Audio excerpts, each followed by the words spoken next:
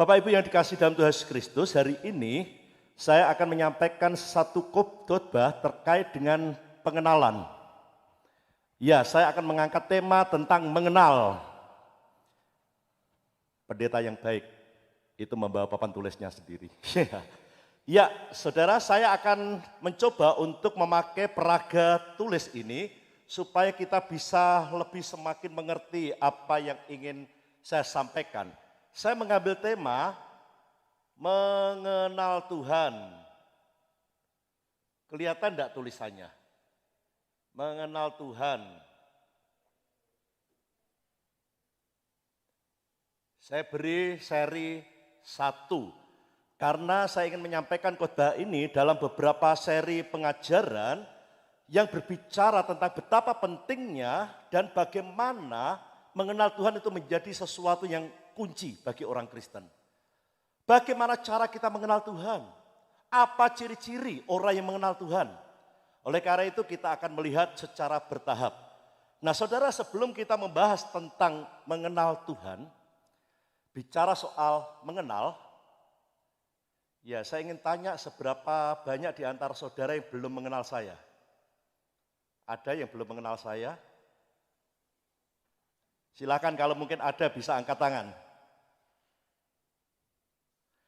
Saya yakin Bapak Ibu cukup mengenal saya. Oleh karena itu saya ingin mengajukan lagi satu pertanyaan kepada Bapak Ibu semua. Kalau dibuat level antara angka 0 sampai 100, siapa di antara Bapak Ibu yang level mengenal saya itu di bawah angka 50? Ada? Belakang 1. Ada lagi? Oh luar biasa, berarti rata-rata mengenal saya levelnya 50 ke atas. Baik, saya mau meminta salah seorang di antara Bapak Ibu jadi volunteer untuk maju ke depan. Karena rata-rata saya melihat tadi kan 50 ke atas mengenal saya. Satu orang, siapa berani maju? Sebuah challenge, sebuah tantangan untuk saudara. Kalau tidak ada, saya akan menunjuk. Silakan kalau ada yang berani maju. Arik, siapa? Ada?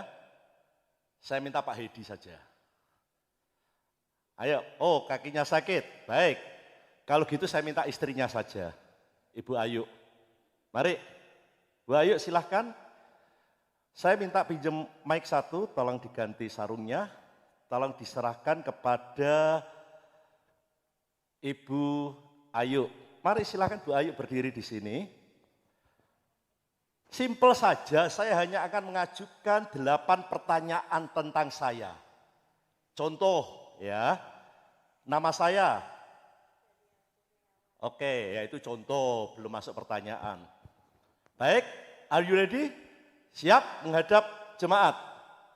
Ada yang langsung jawab tanpa perlu banyak mikir gitu ya. Baik, pertanyaan pertama, apa warna kesukaan saya? Apa buah kesukaan saya? Jangan dibantu. Tapi betul kok ya. Yang ketiga, apa hobi saya? Membaca. Apa minuman kesukaan saya? Kopi. Apa makanan kesukaan saya? Lauk dalam arti lauk. Pete. Pete. Apa sesuatu yang tidak saya suka? Tidak tahu Pak. Berapa ukuran sepatu saya? 42. Apa kebiasaan saya sehari-hari? Stay at home Pak. Apa? Di rumah saja. Di rumah saja, oke. Kita beri tepuk tangan. Berarti benar, dia menjawab hanya salah 3. Iya, tepuk tangan luar biasa. Berarti betul dia mengenal saya 50% ke atas. Ya, ada makanan kesukaan saya itu salah. Kemudian kebiasaan sehari-hari salah. Lalu apa tadi ya? Yang tidak saya suka, tidak tahu. Nah Bapak Ibu yang dikasih dalam Tuhan Yesus Kristus, mengapa permainan seperti ini saya tunjukkan? Karena sebetulnya ada banyak orang yang kadang-kadang menyatakan mengenal, tetapi sebetulnya tidak mengenal.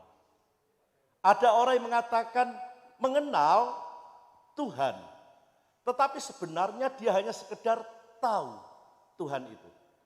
Saya ambil contoh begini saudara. Pernah suatu ketika ada seorang teman itu mengirimi saya foto. Dan kemudian bertanya kepada saya, Pak Daniel kenal orang ini. Coba tebak, cewek apa cowok? Kira-kira cewek apa cowok? Cewek, tidak ada yang jawab cowok ya. Pak Daniel kenal orang ini. Saya katakan kok enggak ya. Loh dia bilang kenal sama Pak Dan loh. Tapi kok tak eleng-eleng kok enggak ketemu. Mestinya kalau cewek ya saya ingat gitu loh. Tapi ini kok lali. Enggak, saya enggak kenal. Loh dia kenal Pak Dan. Kapan dan di mana? Saya betul-betul lupa. Kemudian saya dikirimi foto ketika bersama dengan dia. Wih, wajah saya masih imut-imut saudara. Belum kenal Bu Dan. Berarti itu sudah puluhan tahun yang lalu. Nah dia mengatakan dia itu mengenal saya. Tetapi saya yakin dia sebetulnya cuma tahu siapa saya. Karena walaupun sudah ditunjukkan fotonya saya tetap tidak ingat siapa dia. Ada dua faktor yang memungkinkan itu terjadi. Yang pertama mungkin faktor U. Faktor usia, lali. Tapi kedua ya mungkin karena ya gimana ya terlalu banyak orang yang kadang minta foto dengan saya gitu loh. Jadi saya tidak ingat dengan siapa orang itu ngajak foto. Nah tetapi andai kata orang itu saya berikan pertanyaan yang sama kepada Bu Ayu.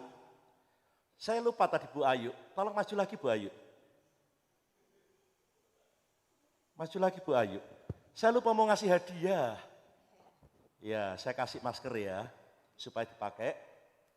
Terima kasih karena Anda mengenal saya dengan cukup baik. Nanti kapan-kapan tak kirimnya pete. Nah saudara sampai di mana tadi? Ada orang yang kadang menyatakan itu mengenal saya tetapi saya tidak mengenal dengan dia dengan baik. Sehingga kalaupun misalnya saya berikan 8 pertanyaan itu saya yakin dia tidak akan bisa menjawab. Nah demikian juga banyak orang yang seringkali menyatakan saya itu mengenal Tuhan. Tetapi apakah betul-betul dia itu mengenal Tuhan dengan sedalam-dalamnya atau sekedar tahu? Seringkali hal itu akan terlihat ketika ia mengalami proses ujian. Proses ujian seperti apa? Bukan seperti pertanyaan ini. Tapi proses ujian itu bisa seperti berkat. Ya kan? Orang menerima berkat Tuhan itu bisa membuktikan dia itu mengenal Tuhan atau tidak. Misalnya ketika ia diberkati, kok jadi sombong, kok jadi pelit, kok tidak ingat memberikan persepuluhan, kok kemudian menjadi orang yang makin serakah. Ini kelihatan kalau dia tidak mengenal Tuhan. Karena orang kalau mengenal Tuhan dia akan sadar bahwa saya diberkati untuk memberkati. Itu orang kenal Tuhan. Ujian yang lain apa? Misalnya krisis. Orang yang tidak mengenal Tuhan akan terlihat ketika mengalami krisis. Misalnya ketika sakit. Lalu dia merasa putus asa, lalu dia merasa tidak mungkin sembuh dan dia merasa sudah mati rasanya. Ini tanda tidak mengenal Tuhan. Atau ketika kita mengalami saat-saat di mana kita mengalami kedukaan dan kita merasa kesepian. Tidak ada yang mempedulikan aku, semua melupakan aku. Itu tanda orang yang tidak mengenal Tuhan. Krisis pada masa pandemi ini juga seringkali menjadi ujian kok bagi setiap kita. Kadangkala saya melihat masa pandemi ini bagikan sebuah masa penampian. Masa seleksi untuk menunjukkan apakah engkau benar-benar orang yang mengenal Tuhan atau tidak. Karena orang yang mengenal Tuhan, kitab Daniel mengatakan orang itu akan menjadi orang yang strong. Orang yang mengenal Tuhan ketika menghadapi masalah dia akan tetap kuat. Nah Bapak Ibu yang dikasih dalam Tuhan Yesus Kristus. Seperti apa sih pengenalan yang Tuhan inginkan? Seperti apa pengenalan yang Tuhan inginkan? Saudara, Paulus di dalam Filipi pasal 3 ayat yang ke-10. Kalau Bapak Ibu memiliki Alkitab bisa membuka atau bisa melihat di layar. Dalam Filipi 3 ayat 10 dikatakan bahwa Paulus itu menghendaki untuk mengenal Dia.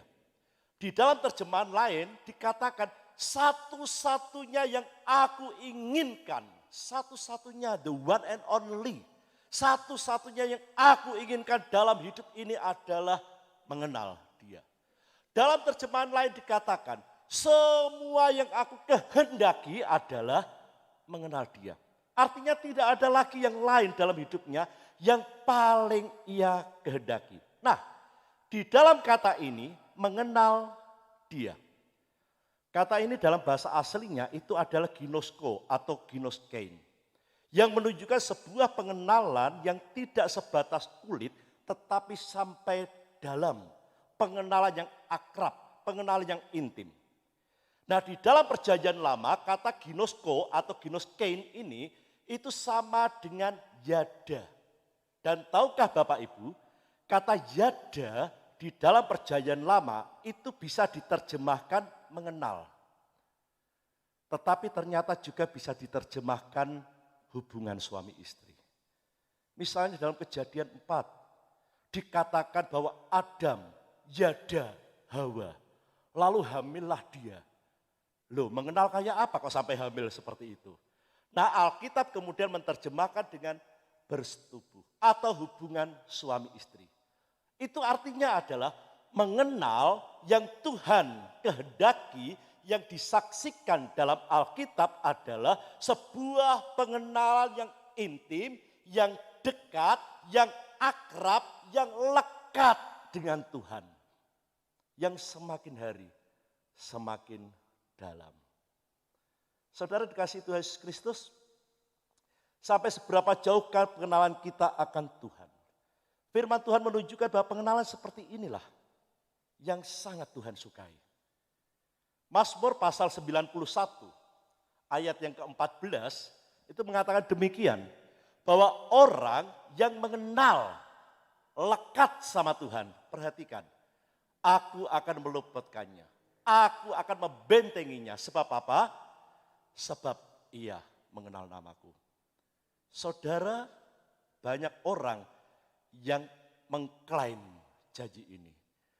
Saudara mau mengklaim ini sebagai janji Tuhan untuk saudara? Mau? Saya tidak mendengar suaranya. Mau mengklaim ini untuk saudara? Amin ya. Kalau saya katakan buat apa? Lah kok buat apa Pak? Apa sih yang menjadi hak kita untuk mengklaim apa yang Tuhan janjikan? Pertama saudara, kalau engkau adalah orang yang jauh, yang tidak mengenal Tuhan, yang tidak dekat dengan Tuhan, untuk apa saudara mengklaim ini? Karena janji ini bukan untuk saudara, betul? Janji ini diberikan untuk siapa? Untuk orang yang mengenal Tuhan. Dan kalau saudara mengenal Tuhan, tidak perlu pakai klaim-klaiman. Janji Tuhan pasti akan terwujud. Amin. Janji Tuhan pasti akan diberikan, tidak perlu saudara menuntut pada Tuhan, Tuhan malah berikan janjimu. Selama engkau melekat dan kenal pada Tuhan, maka janji itu pasti akan terwujud dalam hidup saudara dan saya. Tidak perlu kita menuntut Tuhan, karena semuanya itu merupakan anugerah bagi kita. Nah saudara dikasih dalam Tuhan Yesus Kristus, mengenal Tuhan, kenapa itu menjadi sesuatu yang sangat penting buat kita. Sehingga Rasul Paulus sampai mengatakan dalam Filipi 3 ayat yang ke-8. Bahwa segala sesuatu itu sudah kuanggap rugi. Segala sesuatu bahkan kuanggap sampah. Karena mengenal Tuhan itu adalah sesuatu yang sangat, apa saudara? Mulia. Sesuatu yang sangat berharga. Untuk sesuatu yang sangat mulia dan berharga. Saya yakin kita akan berusaha untuk menggapainya. Untuk sesuatu yang sangat berharga, sama seperti Paulus. Ia rela untuk melepaskan segalanya untuk mendapatkan sesuatu yang paling mulia itu. Nah, apa dan kenapa mengenal Tuhan itu menjadi sesuatu yang penting? Ada 3 saudara. Yang pertama, mengenal Tuhan adalah, kita baca di dalam Yeremia 9. Ayat 23 sampai 24. Apa judulnya saudara? Yang sudah baca? Yang keras supaya bisa terdengar mic-nya. Apa judulnya?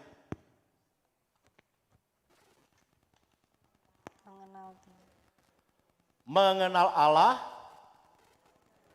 Ya. Kenapa mengenal Tuhan adalah sesuatu yang penting? Karena ini adalah kunci kebahagiaan. Siapa di antara saudara yang pengen bahagia? Amin. Siapa di antara saudara yang sudah bahagia? Puji Tuhan. Siapa di antara saudara yang kurang bahagia? Tidak ada? Ada yang kurang bahagia atau belum bahagia hari ini? Mari kita akan baca bersama. Saya akan membaca ayat pertama, saudara membaca ayat yang ke-24, saya 23. Ya, kita akan perhatikan. Beginilah firman Tuhan, janganlah orang bijaksana bermegah karena kebijaksanaannya. Janganlah orang kuat bermegah karena kekuatannya. Janganlah orang kaya bermegah karena kekayaannya. Silakan. Tapi siapa yang mau bermegah, baiklah bermegah karena yang berikut. Bahwa ia memahami dan mengenal aku, bahwa akulah Tuhan yang menunjukkan kasih setia, keadilan dan kebenaran di bumi. Sungguh semuanya itu kusukai. Demikianlah firman Tuhan. Saudaraku, Paulus di dalam surat Filipi, dia mengatakan bahwa segala sesuatu yang tadinya merupakan kebanggaan buat dia. Dia itu orang pintar, orang punya kuasa, bisa menggerakkan banyak orang. Tetapi ketika ia mengenal Kristus, maka ia menganggap pengenalan akan Kristus adalah sesuatu yang mulia, sehingga apa yang tadinya merupakan kebanggaan, kemudian ia anggap sampah. Ternyata dengan nada yang serupa, Nabi Yeremia juga mengatakan, janganlah engkau bermegah karena kepadianmu, kebijaksanaanmu. Jadi saudara, kalau kita ini pinter, jangan kita menjadikan itu sebagai sesuatu yang membuat kita bermegah karenanya. Menjadikan kita merasa kita lebih tinggi dari orang lain. Jangan menjadi sombong karena engkau adalah lulusan dari luar negeri, luar angkasa atau luar manapun juga. Karena hikmat datangnya dari Tuhan. Jangan engkau merasa menjadi karena orang pintar bergelar S1, S2, S3, lalu kita menjadi sombong dan menjadi orang yang meremehkan orang lain. Karena apalah sih artinya gelar S1, S2, S3, toh pada akhirnya ketika kita semua meninggal, gelar kita akan berganti menjadi ALM. Almarhum kalau laki-laki. Kalau perempuan, almarhumah. Kalau laki-laki enggak, perempuan enggak.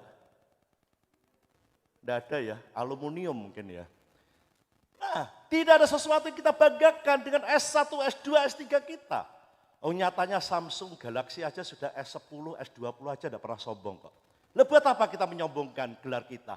Kita bersyukur kalau Tuhan memberikan kesempatan kita belajar banyak hal. Tetapi itu bukan alasan untuk menempatkan diri kita di dalam kemegahan. Janganlah orang kuat berpegang atau bermegah karena kekuatannya. Siapa yang merasa dirinya kuat? Otot kawat balung besi, badannya keker. Sekarang ini pun yang namanya COVID-19 itu tidak peduli. Mau badannya kerempeng, keker, gemuk, semua bisa kena COVID. Goliat yang badannya sekeker itu saja, ambruk gara-gara pelintang saudara. Janganlah orang yang kaya bermegah karena kekayaannya. Siapa di sini yang kaya? Tidak ada yang ngacung. Nah sebentar lagi gereja punya program beli tanah kok konangan nek sugih. Janganlah orang kaya bermegah karena kekayaannya. Karena apa? Semua harta itu adalah titipan Tuhan. Cepat atau lambat itu akan dipindahkan kepada orang lain. Betul tidak? Cepat atau lambat kekayaan yang saudara miliki saat ini loh, akan dipindahkan kepada orang lain. Saudara, the great of Alexander Agung pernah mengatakan dia adalah seorang yang kaya, seorang berkuasa, seorang yang berjaya. Ia pernah berkata kepada jenderal-jenderalnya, nanti kalau aku mati ada 3 permintaan. Bahwa petiku harus dipikul oleh dokter-dokter terhebat dan terbaik. Dan yang kedua, semua hartaku, dia punya banyak sekali harta, harus ditaburkan di sepanjang perjalanan prosesi menuju pemakaman. Dan yang ketiga, ketika petiku diangkat, biarlah tanganku berada di luar peti. Apa maksudnya saudara? Alexander Agung menyatakan, dokter sepintar, sehebat apapun juga tidak bisa mencegah kematian. Yang kedua, seberapapun banyaknya harta yang kita miliki, pada akhirnya akan tertinggal di bumi ketika kita meninggal. Dan yang ketiga, kenapa tangannya keluar? Karena bagaimanapun juga ketika engkau meninggal, engkau tidak akan dapat membawa apapun juga. Oleh karena itu ketika engkau ingin bermegah, bermegahlah karena Tuhan. Sebab itulah yang disukai Tuhan. Saudara bisa bayangkan sebagai seorang ayah, kalau ada menjumpai anak-anak itu bersikap menyukakan ayahnya, pasti sang ayah itu akan sangat menyayangi dan akan mengabulkan apapun yang diminta. Saudara, anak-anak saya itu pintar untuk berusaha menyenangkan hati saya. Eos misalnya, dia tahu kalau papahnya sedang persiapan khotbah, itu entah bagaimana mesti gampang ngelih. Padahal sudah makan, tapi kalau sudah mulai membaca, belajar gitu mesti gampang lapar. Dia tahu papanya persiapan, dia tidak pakai HP-nya, dia pergi ke dapur, dia bikin. Apa kemarin mah? Heci. Dia tahu papanya seneng heci. Cowok saudara masak, heci dimasak, anget-anget dihidangkan ketika papanya persiapan. Lho hati ini sopo sing ora teratap.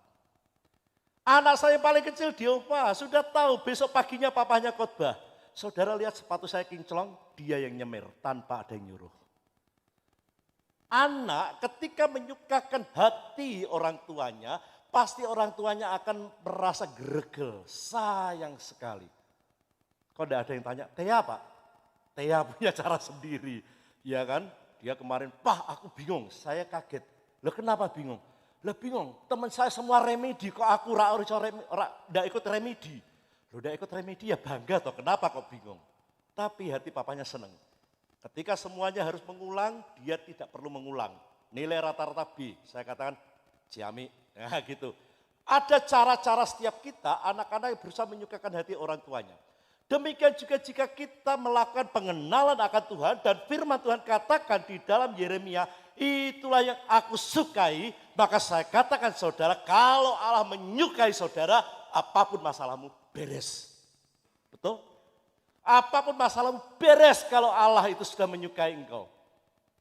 Itulah kunci kebahagiaan. Nah yang menjadi pertanyaan bagi kita adalah, sebetulnya bagaimana sih caranya kita untuk dapat mengenal Allah? Ada beberapa cara yang bisa kita coba untuk evaluasi dan kita terapkan sama seperti kemarin atau tadi ketika Mbak Ayu mencoba menyebutkan beberapa hal. Yang pertama saudara, kita bisa dengan cara bertanya.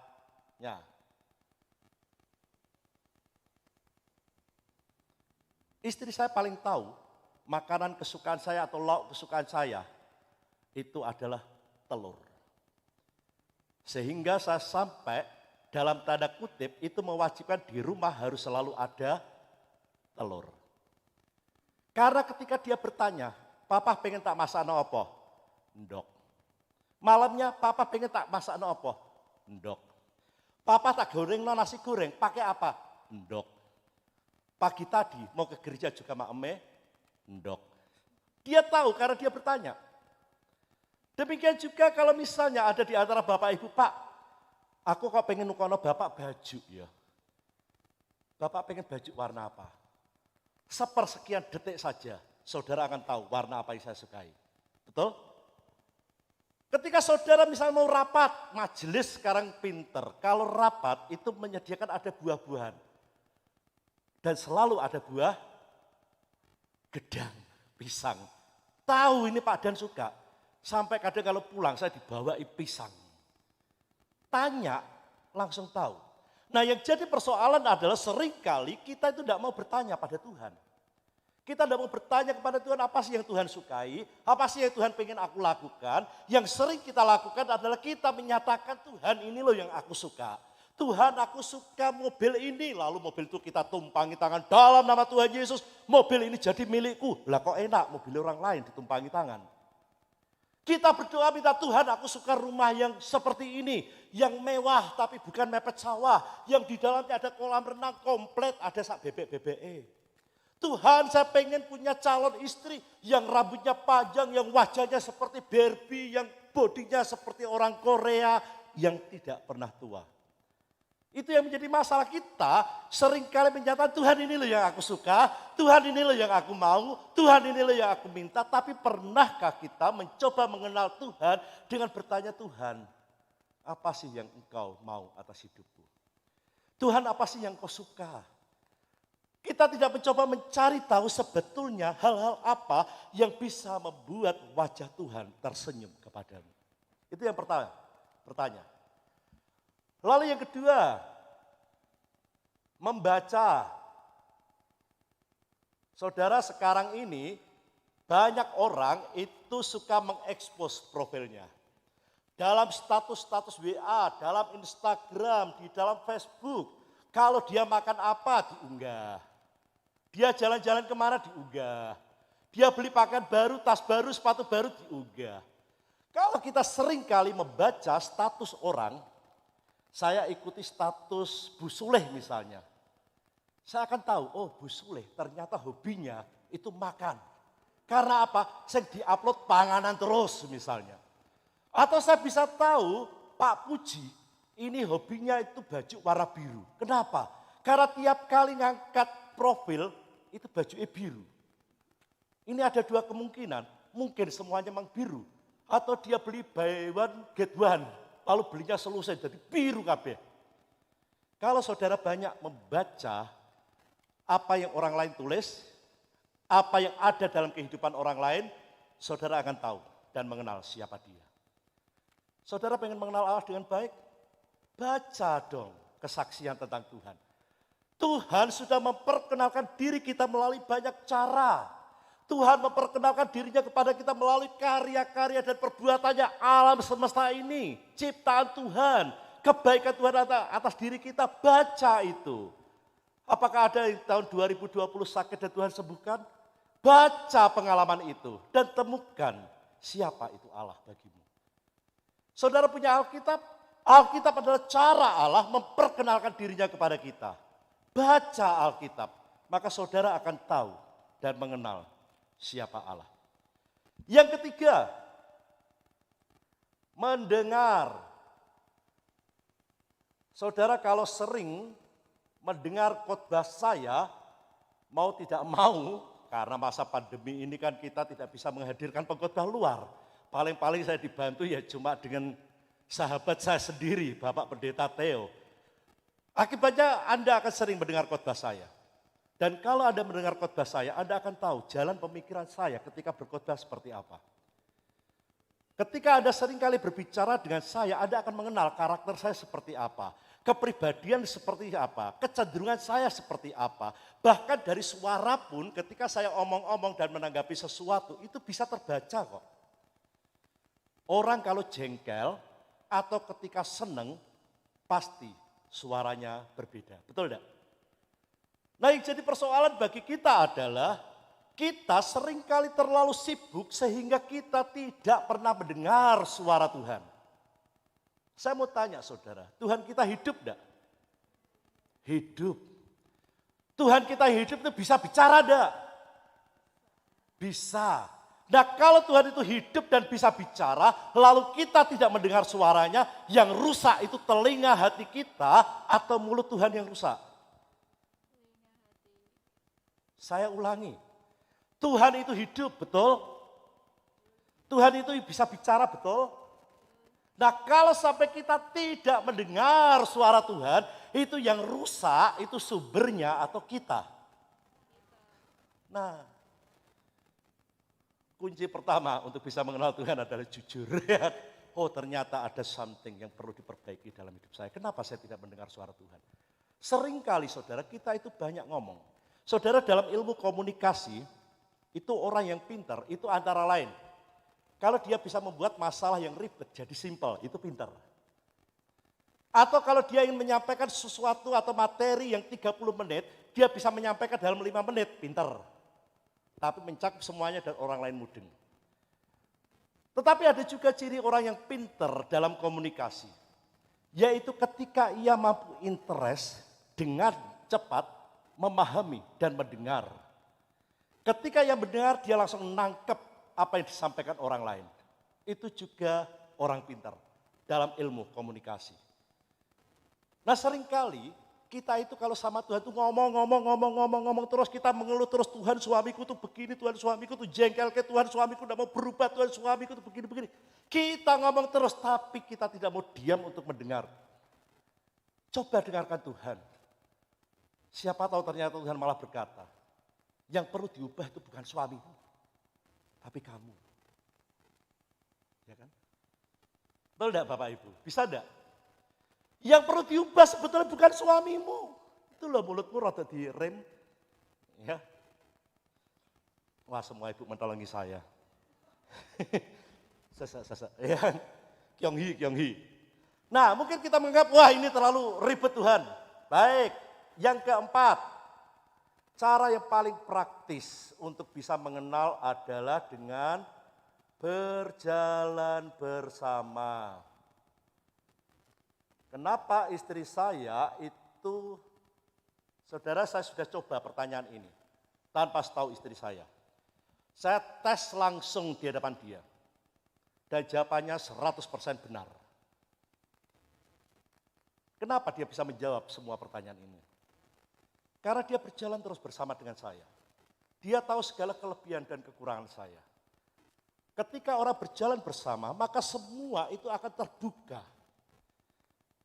Jadi orang yang banyak mengenal saya itu biasanya orang yang sering ngajak jalan-jalan. Nah ini orang akan tahu, Pak Dan hobinya ini, Pak Dan sukanya ini. Nah saudara, yang jadi persoalan seringkali adalah kita itu tidak mau berjalan bersama dengan Tuhan. Kita lebih suka berjalan sendiri. Gak enak toh ngajak Tuhan yang urusan bisnis, kan gak bisa tipu-tipu. Kan gak bisa untuk kong kali kong. Gak enak toh ngajak Tuhan dalam keluarga kita. Kalau kita mau marah sama istri atau suami dan kita berkata setan kau, gak bisa. Itulah sebabnya saudara, berjalanlah bersama dengan Tuhan.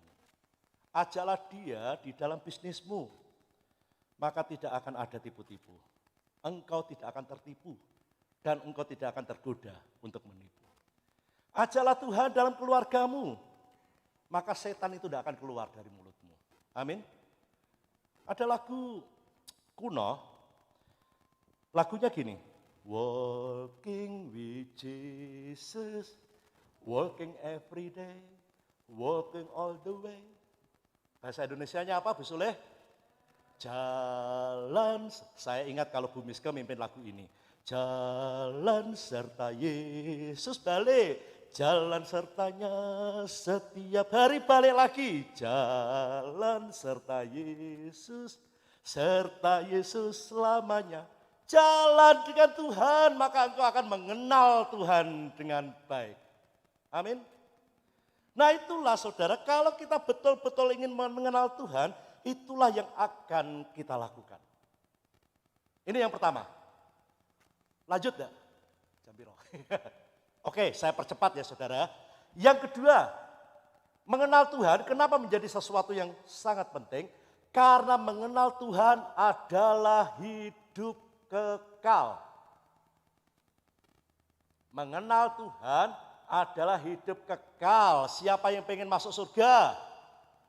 Siapa yang mau duluan? Oke, kita baca Alkitab kita. Yohanes 17 ayat yang ketiga. Mengenal Tuhan adalah hidup yang kekal. Inilah hidup yang kekal.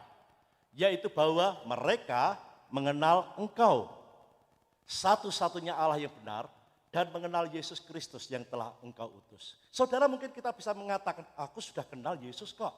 Sejak kecil, aku sudah dibaptis, aku sudah melayani Tuhan. Amin. Mari kita baca dalam Matius pasal 7 ayat 21 sampai 23. Bukan setiap orang yang berseru-seru kepadaku, Tuhan, Tuhan.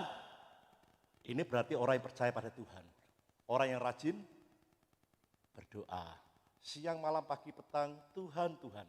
Bukan setiap orang yang berseru kepadaku, Tuhan, Tuhan akan masuk ke dalam kerajaan surga.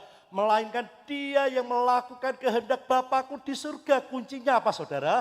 Melakukan kehendak Bapakku di surga. Bagaimana saudara dan saya tahu kehendak Bapa di surga kalau kita tidak pernah baca Alkitab? Bagaimana kita tahu kehendak Bapa di surga kalau dengar khotbah pikiran kita melayang kemana-mana? Bagaimana kita bisa tahu akan kehendak Tuhan kalau kita itu tidak jenak? Apa sih tidak jenak bahasa Indonesia nih? Tidak jenak duduk sama Tuhan. Tidak tenang ya. Tidak tahan lama gitu loh duduk sama Tuhan. Orang jenak bahasa Jawa nih. Bagaimana kita bisa mengenal kehendak Tuhan dengan baik kalau duduk bersama dengan Tuhan saja tidak tahan. Ibadah yang cuma seminggu sekali dan hanya dibatasi beberapa orang saja. Kita duduk diam beberapa jam saja rasanya kok kesuwen ya khotbah jam piro iki. Iki aku ngomong acara iki. Kemudian dikatakan next. Pada hari terakhir banyak orang akan berseru-seru. Tuhan, Tuhan, bukankah kami bernubuat demi namamu? Orang yang bisa bernubuat itu luar biasa saudara. Orang yang bernubuat adalah orang yang memiliki kepekaan untuk menyampaikan pesan Tuhan kepada seseorang yang mengkonfirmasi, yang menguatkan, yang meneguhkan seseorang. Jadi pesan Tuhan itu selalu menguatkan. Bukannya nakut-nakuti, Indonesia akan kerusuhan, presiden akan ganti, bukan. Nubuat Tuhan itu meneguhkan. Ketika ada orang yang sedang mencari jodoh, lalu Tuhan mungkin berbisik dan berkata kepada kita, Tuhan berkata kepadaku, nanti 2 minggu lagi engkau akan bertemu dengan seorang perempuan. Dia adalah jodohmu. Oh hebat saudara. Kemudian dikatakan, dan mengusir setan demi namamu. Siapa yang berani mengusir setan? Siapa berani mengusir setan?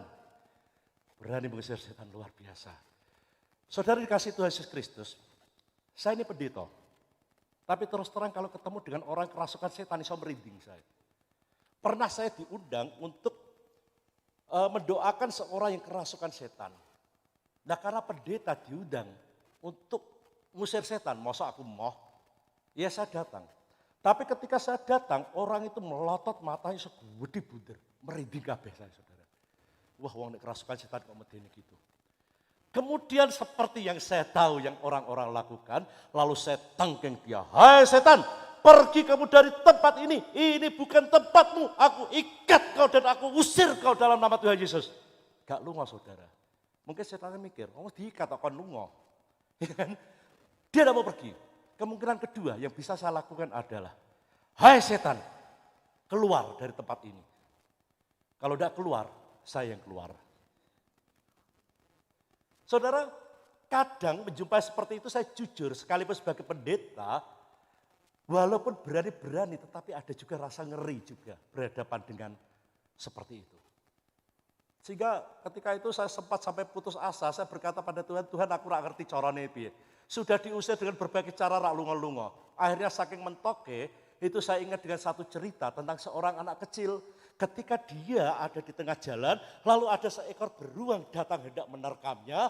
Dan dia tidak bisa melakukan apa-apa, hanya bisa berdoa. Dan doanya adalah, Bapa kami yang di surga dikuduskanlah namamu, datanglah kerajaan.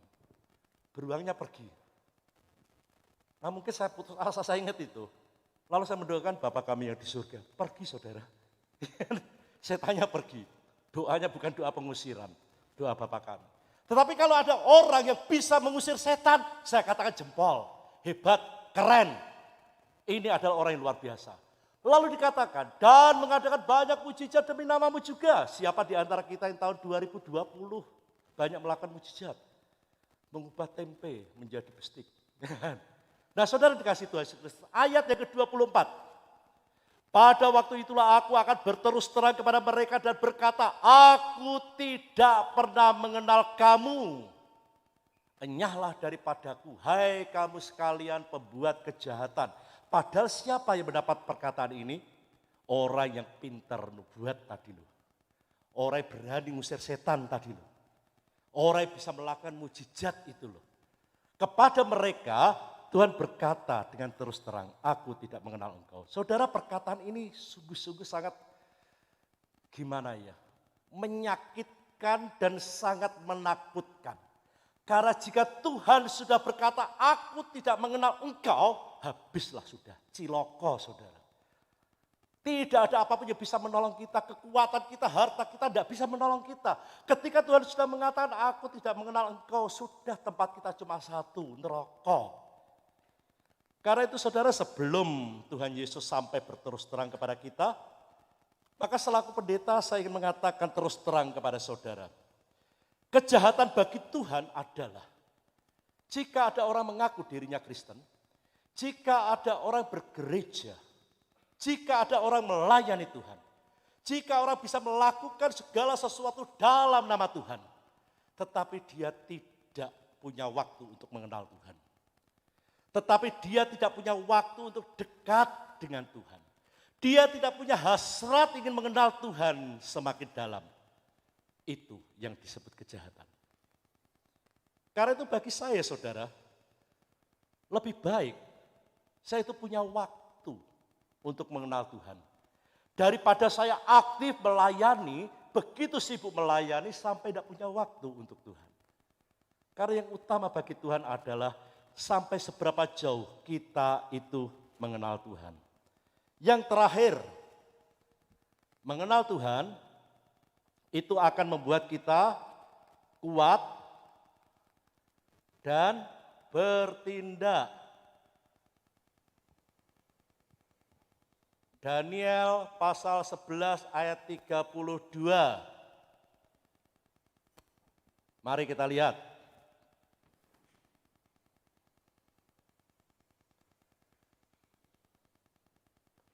Daniel pasal 11 ayat 23. Ayat 32, sorry. Daniel pasal 11 ayat 32. Kita akan baca bersama-sama apa yang dikatakan oleh firman Tuhan ini. Dan orang-orang yang berlaku fasik terhadap perjanjian akan dibujuknya sampai murtad dengan kata-kata licin. Mereka akan terjatuh dan terjauh dari Tuhan. Mari kita baca-baca sama-sama. Tetapi umat yang mengenal Allahnya akan tetap strong dan bertindak. Saudara, banyak orang Kristen yang akhir-akhir ini letoy, lemes, tidak punya semangat. Pak, yuk pelayanan, kegiatan kayak gini urusan dewi ning omah barbar, sok wae liyane nah. Lho liyane wis sok Pak gantian kowe, moh sok wae wayahe aku kan melayani dewi. Pak, yuk ikut berpartisipasi gereja mau membeli tanah. Halah aku susah duit kurang ini kalau saya mau jak urunan bareng tuh. Saudara, kalau ada orang Kristen seperti ini, apakah orang luar akan tertarik? Tidak punya semangat, tidak punya kekuatan, tidak punya tindakan apapun juga. Saudara, bagaimana kita bisa mengetahui bahwa mengenal Tuhan akan menjadikan kita kuat dan bertindak? Saya akan ambil contoh.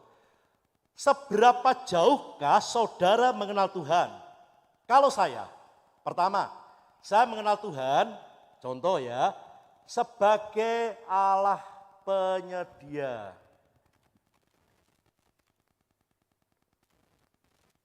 Provider. Bagaimana saya bisa mengenal Allah sebagai penyedia? Oh saudara, selaku hamba Tuhan, itu ada banyak sekali hal yang membuat kadang secara ekonomi kita itu tidak punya. Ketika saya kuliah S2, meskipun dibantu oleh gereja 50%, tetapi biaya yang besar, mencari 50% itu loh, tidak terpikir duitnya kondi. Tetapi saya menjumpai Allah menyediakan. Saya bisa lulus, selesai kuliah, cum laude, tepat pada waktunya, tidak terhutang. Semua disediakan oleh Tuhan. Ketika anak saya, Thea, mau masuk kuliah, saudara tahu biaya kuliah di Atmajaya itu sangat mahal. Sekian puluh juta harus dibayar. Sementara rekening di tabungan 1 juta aja tidak ada. Tetapi saya dengan istri tenang, karena apa? Pengalaman yang lalu kami melihat Allah itu penyedia. Karena itu di tengah tantangan apapun sekalipun kami tetap strong, kuat. Karena kami yakin Tuhan akan menyediakan. Dan Tuhan jawab itu. Amin. Kok meneng kabeh. Ada yang mengenal Allah seperti ini? Siapa yang mengenal Allah sebagai penyedia? Oh, amin. Yang kedua, saya mengenal Allah itu sebagai Allah penyembuh, healer. Apa dampaknya terhadap ini? Saudara, saya pernah sakit, saya itu jarang sakit. Tadi ada satu pertanyaan yang tidak saya ajukan. Andai kata saya ajukan gitu, kira-kira Bu Ayu tahu enggak? Penyakit apa yang paling sering saya alami? Loh kok tahu? Udun, sekarang ini juga udunan. Yaitu karena hobinya makan telur. Ya, saya pernah sakit efek dari udun itu juga, tetapi udun di daerah usus yang namanya fistel. Belum pernah seumur-umur saya opnam di rumah sakit. Begitu saya ketahuan fistel, saya harus dibelek bagian belakang, saya harus opnam, di saat yang sama saya harus mengerjakan paper yang sudah mendekati deadline. Susah saudara. Tetapi ternyata dalam kondisi seperti itu, yang namanya fistel itu tidak boleh dijahit saudara. Jadi tetap bukaan sampai nunggu kapan sembuh. Dan saya mengalami Allah itu penyembuh. Allah sembuhkan saya. Tidak ada masalah dengan kuliah, tidak ada masalah dengan pelayanan. Ketika anak saya sakit, saya tidak perlu khawatir. Diova, EOS, opnam di rumah sakit. Kami tidak ada rasa takut, kami tetap strong. Karena apa? Karena saya mengenal Allah sebagai Allah penyembuh. Lalu saya aja disembuhkan, apalagi keluarga saya. Kalau saudara pernah mengalami dan mengenal Allah sebagai penyembuh, dan ketika saudara sakit, lalu merasa putus asa, saudara tidak mungkin sembuh, apakah saudara mengenal Allah sebagai penyembuh? Tidak kan? Kalau engkau mengenal Allah sebagai penyembuh, engkau akan menjadi orang yang kuat. Apalagi saudara, 3 saja ya, karena kalau tak turut banyak saudara, nanti saudara akan melanjutkan lagi. Saya mengenal Allah sebagai Allah yang benar dan adil. Saya mengalami dalam hidup ini ada banyak dan berbagai ketidakadilan yang saya alami. Sesuatu yang kadang membuat saya itu seperti dibenci, dimusuhi, ditolak, diasingkan, gak dianggap. Tetapi saya menjumpai bahwa Allah betul-betul adalah hakim. Persis seperti arti nama saya. Saudara tahu arti nama Daniel? Allah adalah hakimku. Itu arti nama Daniel. Jadi kalau yang punya nama Daniel harus tahu, Allah adalah hakimku. Dan inilah Allah yang saya kenal. Oleh karena itu saya menjadi kuat. Kalau ada orang membenci saya, kalau ada orang memusuhi saya, kalau ada orang bertindak tidak adil kepada saya tidak perlu membela diri. Kenapa saudara? Kalau saya membela diri terhadap orang yang tidak menyukai saya, ya percuma. Dia tetap tidak akan menerima pembelaan diri saya. Kalau saya membela diri terhadap orang yang menyukai saya, ya percuma. Orang itu suka dengan saya, tidak perlu pembelaan diri. Akhirnya saya lakukan ketika mengalami hal-hal yang membuat hati ini tertindih, orang bisa stres berat, maka saya ingat ini. Aku kenal Allahku itu benar dan adil. Aku pernah mengalami di masa lalu, dan ketika aku sekarang mengalaminya, aku menjadi kuat. Karena apa? Allah akan bertindak. Saudara bisa melanjutkan ini. 4, 5, 6. Allah sebagai penolong kita. Allah sebagai seorang yang begitu dermawan pada kita. Ketika kita mengenal Allah, Daniel mengatakan engkau akan menjadi orang yang kuat dan bertindak. Amin? Ya cukup, mari kita akan teduhkan kepala kita. Kita akan berdoa bagi firman Tuhan. Minggu depan kita akan secara khusus berbicara tentang apa sih ciri orang yang mengenal Allah. Sehingga kita bisa melakukan evaluasi, apakah betul kita adalah orang yang mengenal Allah atau tidak. Satu lagu pujian yang mengajarkan kepada kita bahwa tidak ada apapun yang dapat kita banggakan di dunia ini.